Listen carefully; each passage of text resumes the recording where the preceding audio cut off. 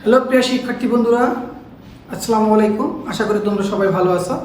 তোমাদের জন্য আবারও আজকে চলে আসলাম অনলাইন দ্বিতীয় ক্লাসে।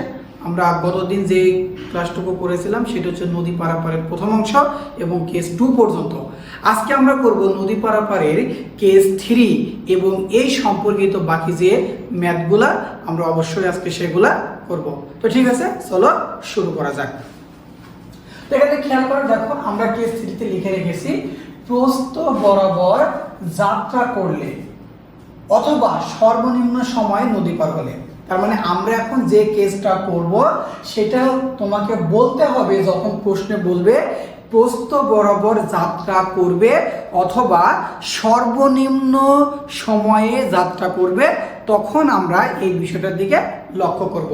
তুমি খেয়াল করে দেখো, লিখে রেখেছি সর্বনিম্ন দূরত্বে নদী পার হতে হলে মাঝিকে এবি সমান ডি পথে যাত্রা করতে হবে। তাহলে কি বললাম, মাঝি এ বি সমান কি নদীর প্রস্থ, তাহলে এ বি সমান ডি পথে যাত্রা করবে। তাহলে এক্ষেত্রে মাঝির স্রোতের সাথে যে উৎপন্ন কোণ, এই উৎপন্ন কোণ আলফা সমান 90 ডিগ্রি হবে। তাহলে এখন আমরা কি জানি, এই নৌকাটি দেখো এ বি পথে যখন যাত্রা করবে, তো এই যে স্রোত ছিল নদীর, তো এই বরাবর তো তোমার স্রোত কাজ করবে। তাহলে এই স্রোত নৌকাকে ঠিক সামনের দিকে নিয়ে যাবে, অর্থাৎ নৌকা এ বি পথে যাত্রা করলেও নৌকাটি এসি পথে গিয়ে পৌঁছাবে। তাহলে এসি পথ বরাবর নৌকাটির লব্ধি বেগ ভি অফ আর সমান root over U square plus V square plus 2 U V cos alpha.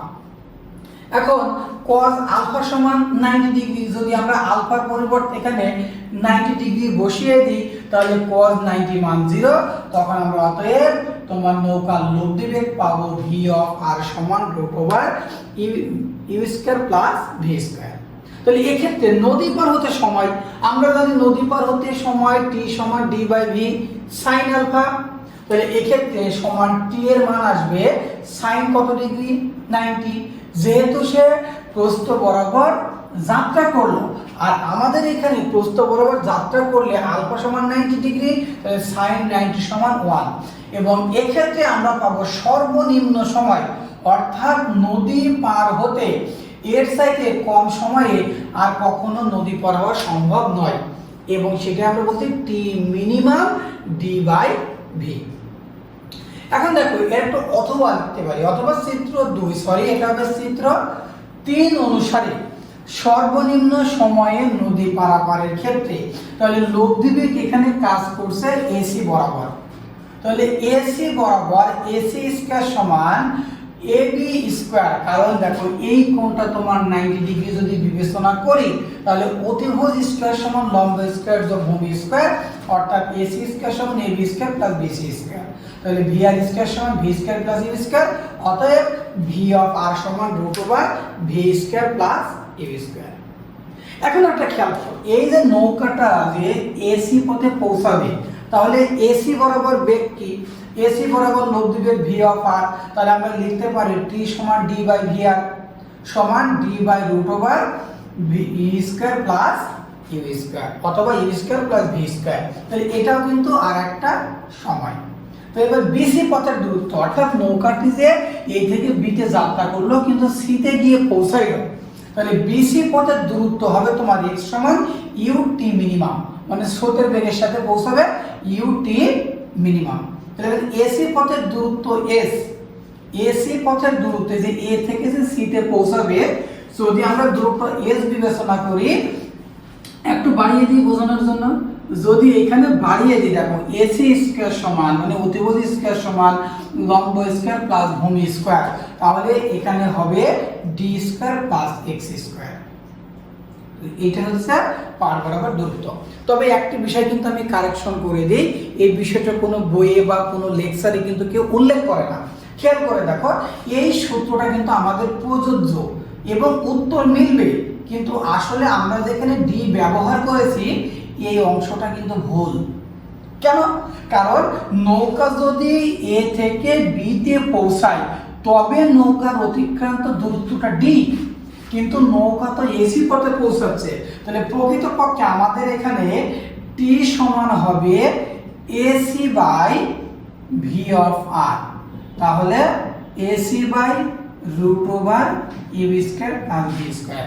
আমি আবারও বলছি, তোমরা এখানে ভুল না বুঝে একটু আইডেন্টিফাই করার চেষ্টা করো। নৌকাটি এ বি পথে যাত্রা করলেও সে কিন্তু পৌঁছালো এসি পথে। তাহলে এখন ডি সমান তো শুধু ডি পথ তো অতিক্রম করে নাই, সে তো তোমার অতিক্রম করলো এসি পথ। তাহলে এসি পথ যদি অতিক্রম করে তাহলে টি সমান কত হবে এসি বাই ভি আর। তাহলে এসি বাই রুট ওভার কত হচ্ছে U square plus V square. এই সূত্রটা দিয়ে আমাদের হওয়া দরকার, কিন্তু ভুল ক্রমে হলেও আমাদের যতগুলো উত্তর যদি এই সূত্র না হয় বা তথ্য নাই, তখন আমরা কিন্তু এই সূত্র দিয়ে অঙ্কটা সমাধান করব। এটাই ছিল আমাদের কেস ঠিক। তো ঠিক আছে, আমি একটা মুছে দিলাম। এইবার আমরা যে কাজটি করব সেটা হচ্ছে, এখানে দেখো তোমাদের জন্য লিখে রেখেছে আমাদের যে তিনটি কি আছে কেস করলাম। প্রথম কেসটা ছিল জেনারেল। খেয়াল করো, এখানে প্রথম কেস ছিল জেনারেল। জেনারেল কেস হচ্ছে কি কেস 1, কেস 2, কেস 3 যা সবার জন্য প্রযোজ্য। তারপরে কেস 2টা ছিল তোমার প্রস্থ বরাবর পৌঁছাতে, আর কেস 3 ছিল প্রস্থ বরাবর যাত্রা করলে। তাহলে এখানে যে তিনটা ডিফারেন্ট, সেই তিনটা ডিফারেন্ট বিষয়টা কি এই জায়গাটা আমরা একটু লক্ষ্য করি। এখন কেস 1 সকলের জন্য, সে নৌকাটি প্রস্থ বরাবর যাক, লম্ব বরাবর যাক, যেদিকেই যাত্রা করুক না কেন, আমাদের লব্ধি বেগের সূত্র কিন্তু হবে ভি অফ আর সমান root over U square plus V square plus 2 U V cos alpha, এবং ট্যান থিটা সমান হবে V sine alpha divided by U plus V cos alpha. নদী পার হতে সময় টি সমান D by V sine alpha.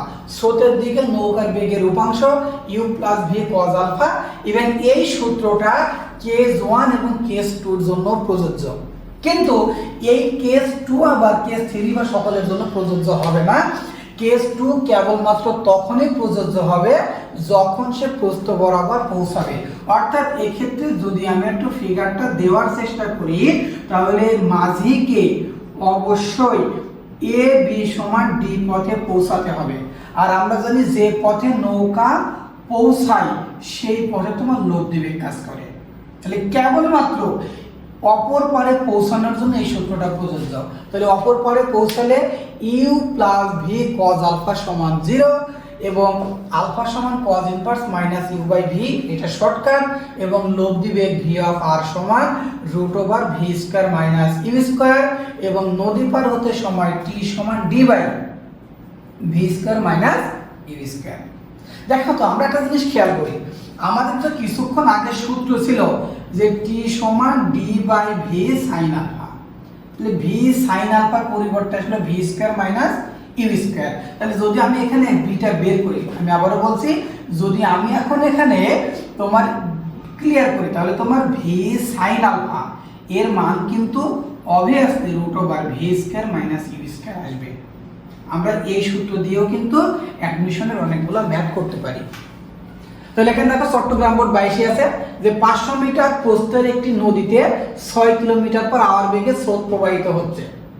এই নদীটি মাহির এবং নিধি প্রতিযোগিতার উদ্দেশ্যে সাঁতার কেটে পার হওয়ার সিদ্ধান্ত নিল।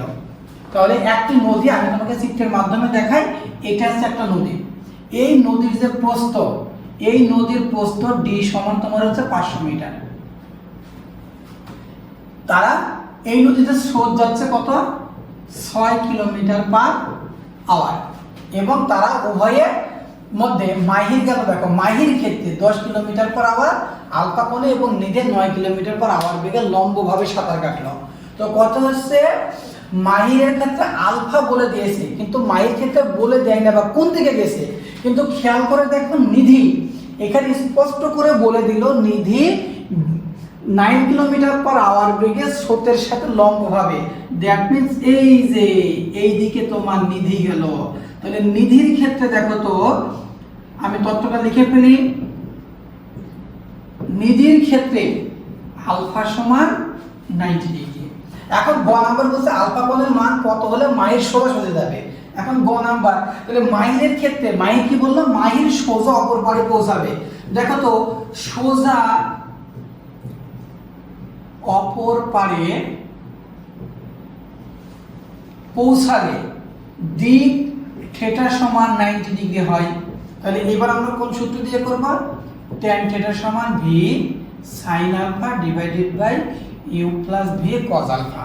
আমরা এই সূত্র দিয়ে করব, আমাদের হচ্ছে এখান থেকে আলফার মান বের করব এবং সোজা অপর পারে গেলে ডিরেক্ট আসবে আলফা সমান cos inverse minus u by v, মান বসালে তোমাদের যেটা আসবে সেটাই উত্তর। তাহলে উদ্দীপক অনুসারে কে জিতবে?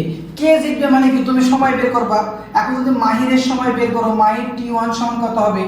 d বাই v sin, এই যে ক্ষেত্রে আলফা যেটা পাবা সেটা, এবং নিধির ক্ষেত্রে t2 হবে d by v sin 90 degree. তাহলে obviously t1 is greater than t2 হবে। তোমরা নিজেরা সমাধান করবা, ইনশাআল্লাহ এটা করতে পারবা। তো ঠিক আছে, এবার খেয়াল করে দেখো, আমি তোমাদের এখানে বেশ কিছু প্রশ্ন রেখে দিয়েছি যে নদী পারাপার থেকে বিগত কয়েক বছরে মানে সুয়েট, বুয়েট বা রুয়েটে কয়েকটা মেডিকেল ইঞ্জিনিয়ারিং প্রশ্ন এখানে তোমাদের জন্য দিয়ে রেখেছি। তোমরা এটা সলিউশন করে নাও, উত্তরটা এখানে দেওয়া আছে। তোমাদের জন্য সর্বাত্মক লেভেলে আমি উত্তরটা সঠিক রাখার চেষ্টা করেছি। আশা করি এখানে কোনো ভুল পাবা না। তবুও তোমরা চেক করো, যদি তোমাদের কাছে সমস্যা মনে হয় তোমরা অবশ্যই কমেন্টে অথবা ফেসবুক গ্রুপে এই বিষয়টা জানাবে, এবং এখানে যে অঙ্কগুলো আছে ইনশাল্লাহ তোমরা করে ফেলো। ঠিক আছে, ধন্যবাদ সবাইকে, আল্লাহ হাফেজ।